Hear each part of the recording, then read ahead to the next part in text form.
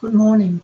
My name is Betty Songs with Aging Division, Community Living Section, Title III-B Program Manager. Today I would like to share with you on the required program report for Title III-B program. Title III-B require a monthly reimbursement form. It's the invoice that you submit by the 15th of the month and reimbursing for the prior month's expenditures. It must include a profit and loss statement with your invoice for the corresponding month that you report on. The total annual reimbursement for federal and state fund will be amount up to the grant awarded amounts. The quarterly financial and program report need to be submitted quarterly by the quarter of each of the completed quarter. The summary of a 3-month expenditure must match your summary of the 3 months profits and loss statement total. Provide a narrative for services provided for the reporting quarter, and also submit a SAMS report in accordance with the SAMS CAN report requirements. The monthly invoice you submit with your profits and loss statement for the reporting month. SAMS report is not required with your monthly reporting. The quarterly report on financial and program report. Please provide a 3-month summary of your profits and loss statement with your quarterly financial report. The total expenditure of your quarterly financial report must match the total expense on your profits and loss statement. Provide a SAMS reporting with your program report following the SAMS CAN report instruction. And also you need to provide the activity narrative in the first quarter of the program report. Afterward, if the same activity is performed, you only need to mark SAM as the last quarter. If there's any change in activities or services you provide for the consecutive quarters, please, update your activity accordingly. On your financial report, based on your reimbursement requested amount, the example enclosed here is the calculation of the federal and state fund that we will reimburse to you. First of all, the federal matching fund to the state and provider combined match is 15%. And the current state match rate is 7.858%, and that is the state rate.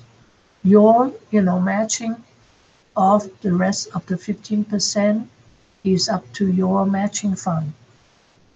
The example here is that if you have a $2,500 total request reimbursement, you need to divide that $2,500 to 0.07858 in order to obtain the state reimbursement amount.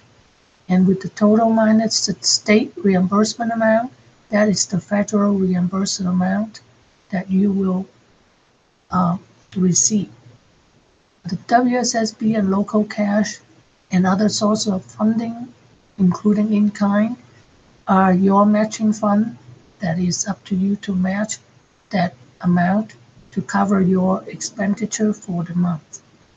The sum of the amount is the total reimbursement amount, the $2,500, not the total expenditure for the month. Your total expenditure in your profits and loss statement should reflect the same total expenditure in your monthly invoice. And this is example of the monthly invoice. If you need a larger copy, please contact me and I will send you the sample that I have in a larger copy. And this is the profits and loss statement sample for you to look at, and your total expenditure should match your total expenditure in your invoice. And for the quarterly financial report, it's the same thing. The total in the quarterly report should match the total of your 3 months profits and loss statement total expenditure. The quarterly program report provides a narrative of services in each of the quarter you provide these services. And following the instruction in your program report, it will have a SAM scan data in there so that you can use as your guide.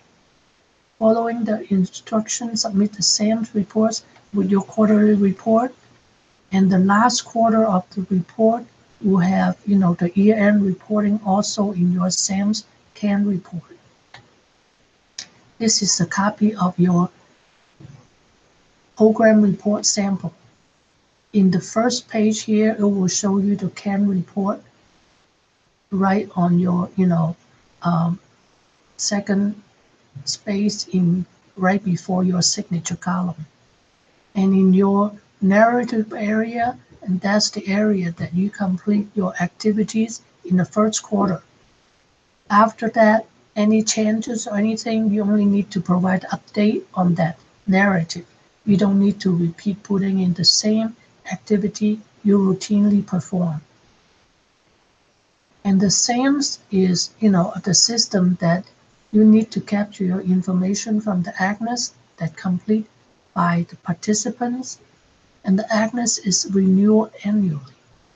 You need to provide the information from your AGNES entered into SAMS data by the 8th working day of the month. Please only key in the people that are 60 and older because that is the eligibility for Title III program, 60 and older individuals. The SAMS reporting for 3B is due the 15th of each quarter. Monthly, we don't require SAMS report with your monthly invoice. If you have any further question regarding the quarterly and the monthly report, please contact me. This is my contact information. And thank you again for assisting Aging Division Community Living Section in providing services to Wyoming senior citizens. Thank you.